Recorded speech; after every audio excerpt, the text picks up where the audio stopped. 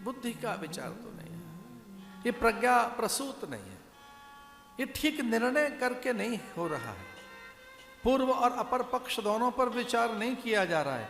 पता नहीं इसका परिणाम क्या आएगा, मैं नहीं जानते परिणाम क्या होगा, मुझे तो कुछ भी नहीं पता।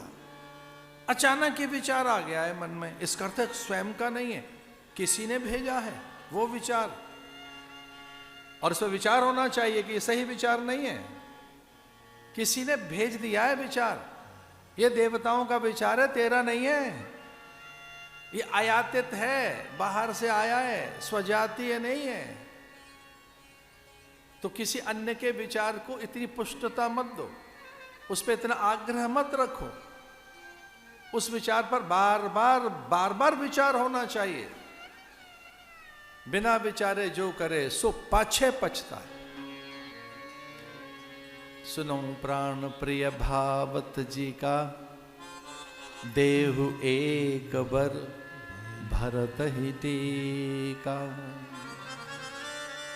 भोर में तिलक अब भरत का करें, आप राम का। अब राज सिंहासन पर भरत बैठेंगे, राम नहीं।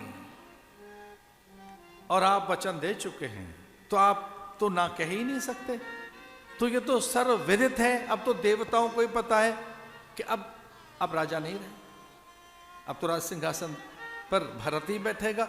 इसी क्षण, तत्क्षण और अब भी से अब राजा नहीं रहे। तो ध्यान रखना, अब राजा नहीं है आप, और न राम है, राजा भरत है अब भी से, क्योंकि देवताओं को सौगंध में बांधा जा चुका है। तो एक सच है, ये मुकुट अब मेरा हो गया है।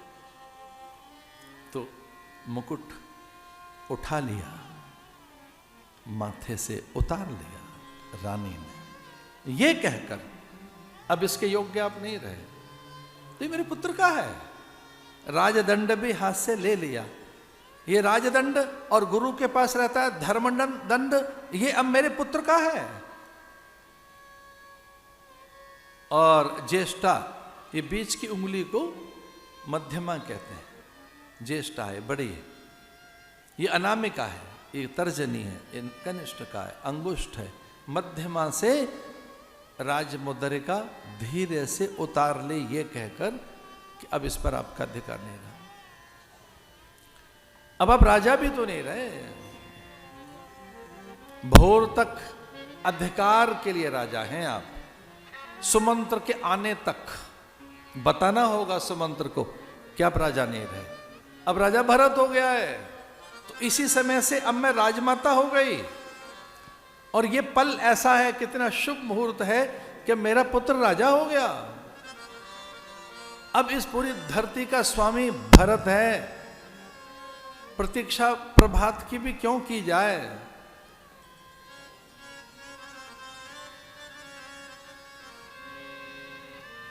कुछ पल के लिए तो दशरथ व्याकुल हुए, कुछ पल के लिए, बस कुछ पल के लिए, लेकिन संभाल लिया उन्होंने अपने आप को, ये कहकर कि भरत राज्य का, राम राज्य का भूखा नहीं है।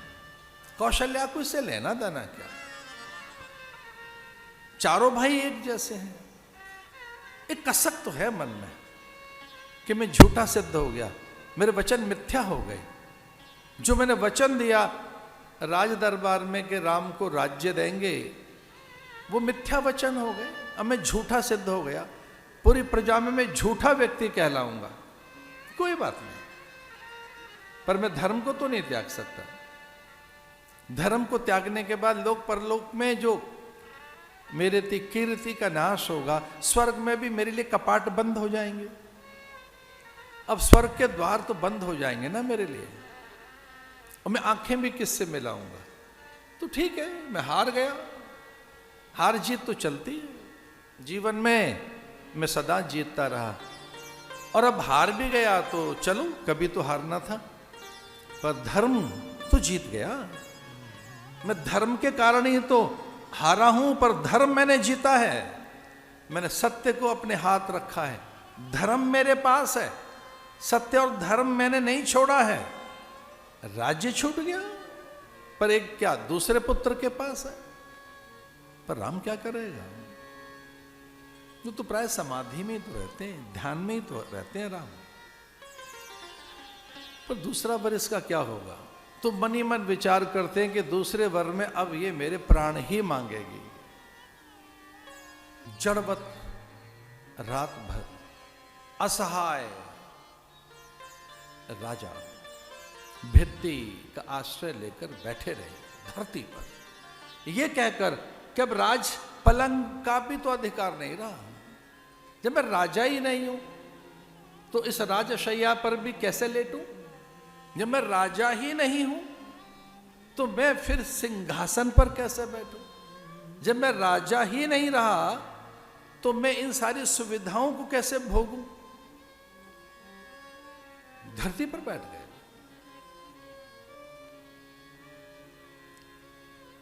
सुमंत्र आए, द्वार खुला, भयानक अनिष्ट के दर्शन सुमंत्र को हुए।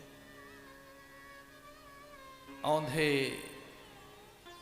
स्वर्ण कलश टूटे, मृत्तिका कलश घट, बंधनवार किसी ने नौच दिए हों, निर्दयता के साथ किसी ने सारे वस्त्र आभूषण फेंक दिए हों। एक अमंगल, अनिष्ट, अपशकुन सुमंत्र को दिखा। अंतःपुर में भयभीत है सुमंत्र। दशरथ के मुंह से निकला, राम देखी व्याधि असाध्य नृप पर धरुन धुनि माथ, कैत परम आरती वचन हे रघुनंदन, हे राम, हे रघुनंदन। पूछा कैकई से कि हुआ क्या है राजा को? ये इतनी व्याधि में, इतने शोक में, इतने दुख में, ऐसी भयानक दुर्दशा राजा की, कोई रोग हो गया क्या? इन्हें हुआ क्या? मति भ्रम हो गया? मानसिक व्याधि कोई प्रचंड इतनी कि राजा रोदन क्यों कर रहे हैं? हुआ क्या है इन्हें? इन्हें व्याधि है कोई? क्या हुआ क्या है? हे रानी, इनको क्या हुआ? बोले इन्हें एक रोग हो गया है। क्या रोग है? बोले राम ही रोग है इनका, वो इनकी औषधि है, वो इनकी व्याधि है। इनकी व्याधि राम है, ये राम के कारण विचलित हैं, राम ही इनके दुख का कारण है। बुलाओ राम को। आए राम।